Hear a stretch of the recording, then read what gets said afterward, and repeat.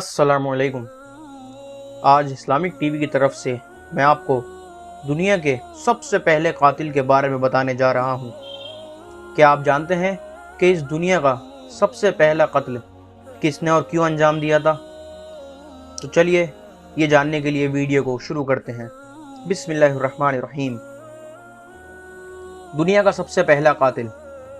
زمین پر سب سے پہلا قتل قابیل اور سب سے پہلا مرنے والا یعنی مقتول حابیل ہے۔ قابیل اور حابیل یہ دونوں حضرت آدم علیہ السلام کے فرزند ہیں، جو اللہ کے پہلے نبی اور اس دنیا میں آنے والے پہلے انسان تھے۔ ان دونوں کا واقعہ یہ ہے کہ حضرت حوا یعنی آدم علیہ السلام کی بیوی رضی اللہ تعالیٰ عنہ کے ہر حمل میں ایک لڑکا اور ایک لڑکی پیدا ہوتے تھے، اور ایک حمل کے لڑکے کا دوسرے حمل کی لڑکی سے نکاح کیا جاتا تھا۔ تو اس دستور کے مطابق حضرت آدم علیہ السلام نے قابیل کا نکاح لیوزا سے جو حابیل کے ساتھ پیدا ہوئی تھی کرنا چاہا، مگر قابیل اس پر راضی نہ ہوا، کیونکہ اقلیمہ جو اسی کے ساتھ پیدا ہوئی تھی زیادہ خوبصورت تھی، اس لیے وہ اس کا طلبگار ہوا، یعنی اس نے چاہا کہ اس سے شادی کروں۔ حضرت آدم علیہ السلام نے اس کو سمجھایا کہ اقلیمہ تیرے ساتھ پیدا ہوئی ہے، اس لیے وہ تیری بہن ہے، اس کے ساتھ تیرا نکاح نہیں ہو سکتا، مگر قابیل اپنی ضد پر اڑا رہا۔ بالآخر حضرت آدم علیہ السلام نے یہ حکم دیا کہ تم دونوں اپنی اپنی قربانیاں اللہ کے ہاں پیش کرو، جس کی قربانی قبول ہوگی وہ اقلیمہ کا حقدار ہوگا۔ اس زمانے میں قربانی کا یہ رواج تھا کہ یہ آسمان سے ایک آگ اس قربانی کو آ کر کھا لیا کرتی تھی۔ چنانچہ قابیل نے گیہوں کی کچھ بیلیں اور حابیل نے ایک بکری قربانی کے لیے پیش کی۔ قربانی کس کی قبول ہوئی؟ آسمانی آگ نے حابیل کی قربانی کو کھا لیا اور قابیل کے گیہوں کو چھوڑ دیا۔ اس بات پر قابیل کے دل میں بغض و حسد پیدا ہو گیا، اور اس نے حابیل کو قتل کر دینے کی ٹھان لی اور حابیل سے کہہ دیا کہ میں تجھ کو قتل کر دوں گا۔ حابیل نے کہا کہ قربانی قبول کرنا اللہ پاک کا کام ہے، اور وہ متقیوں کی ہی قربانی قبول کرتا ہے۔ اگر تو متقی ہوتا تو ضرور تیری قربانی قبول ہوتی۔ ساتھ ہی حابیل نے یہ بھی کہہ دیا کہ اگر میرا قتل کے لیے تو ہاتھ بڑھائے گا تو میں تجھ پر اپنا ہاتھ نہیں اٹھاؤں گا، کیونکہ میں تو اللہ سے ڈرتا ہوں۔ میں یہ چاہتا ہوں کہ میرا اور تیرے گناہ دونوں ہی تیرے پلے پڑے اور تو دوزخی ہو جائے، کیونکہ بے انصافوں کی یہی سزا ہے۔ آخرکار قابیل نے اپنے بھائی حابیل کو پتھر مار کر قتل کر دیا۔ بے وقت قتل حابیل کی عمر بس صرف 20 برس کی تھی، اور قتل کا یہ حادثہ مکہ مکرمہ میں جبل سور کے پاس ایک گھاٹی میں ہوا۔ قابیل کو لاش دفن کرنا کس نے سکھایا؟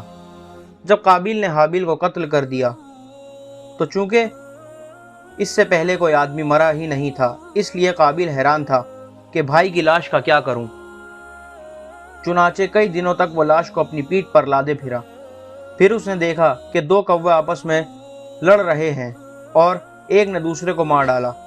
پھر زندہ کوے نے اپنی چونچ اور پنجوں سے زمین کھودی اور اس میں ایک گھڑا بنا دیا، اور اس میں مرے ہوئے کوے کو ڈال کر مٹی سے دبا دیا۔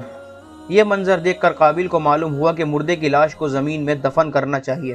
چنانچہ اس نے قبر کھود کر اس میں بھائی کی لاش کو دفن کر دیا۔ جب حابیل قتل ہو گئے تو 7 دنوں تک زمین میں زلزلہ رہا، اور پرندوں اور درندوں میں بے چینی سی پھیل گئی، اور قابیل جو بہت ہی گورا اور خوبصورت تھا، بھائی کا خون بہاتے ہی اس کا چہرہ بالکل بدصورت ہو گیا، اور حضرت آدم علیہ السلام کو بے حد رنج و غم ہوا، یہاں تک کہ حابیل کے رنج و غم میں 100 برس تک کبھی آپ کی مسکراہٹ نہیں دیکھی۔ قابیل کا انجام۔ حضرت آدم علیہ السلام نے شدید غضبناک ہو کر قابیل کو پھٹکارا اور اپنے دربار سے نکال دیا، اور وہ بدنصیب اقلیمہ کو ساتھ لے کر یمن کی سرزمین عدن میں چلا گیا۔ وہاں ابلیس اس کے پاس آ کر کہنے لگا کہ حابیل کی قربانی کو آگ نے اس لیے کھا لیا کہ وہ آگ کی پوجا کیا کرتا تھا، لہٰذا تو بھی ایک آگ کا مندر بنا کر آگ کی پرستش کیا کر۔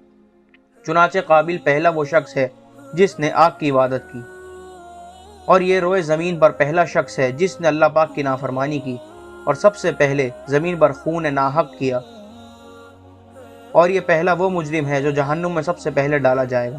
اور حدیث شریف میں ہے کہ یہ روئے زمین پر قیامت تک جو بھی خون ناحق ہوگا قابیل اس میں حصے دار ہوگا، کیونکہ اسی نے سب سے پہلا قتل کا دستور نکالا۔ اور قابیل کا انجام یہ ہوا کہ اس کے ایک لڑکے نے جو کہ اندھا تھا اس کو ایک پتھر مار کر قتل کر دیا، اور یہ بدبخت نبی زادہ ہونے کے باوجود آگ کی پرستش کرتے ہوئے کفر و شرک کی حالت میں اپنے لڑکے کے ہاتھ سے مارا گیا۔ اس سے معلوم ہوا کہ انسان پر اس کی دنیاوی زندگی کی راہ میں جب کوئی مشکل درپیش ہو جاتی ہے تو اللہ پاک ایسا رحیم و کریم ہے کہ کسی نہ کسی طریقے سے، یہاں تک کہ چرندوں اور پرندوں کے ذریعے بھی مشکلات کا حل دکھا ہی دیتا ہے۔ اس واقعے سے یہ بھی ثابت ہوا کہ آدمی علم سیکھنے میں چھوٹے سے چھوٹے استاد کا، یہاں تک کہ کوے کا بھی محتاج ہے۔ ہمیں اللہ پاک سے ہر وقت توبہ استغفار کرنا چاہیے اور اپنی ہدایت کی دعا بھی مانگنی چاہیے۔ آمین۔ السلام علیکم۔